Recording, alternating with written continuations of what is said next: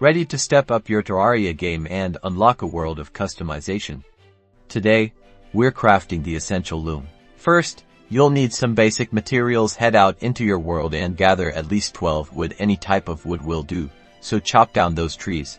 Once you have your wood, return to your trusty crafting table. Open up the crafting interface. You'll see the recipe for the loom right here, requiring 12 wood. Place your gathered wood into the crafting slots. And just like that, you've crafted the loom.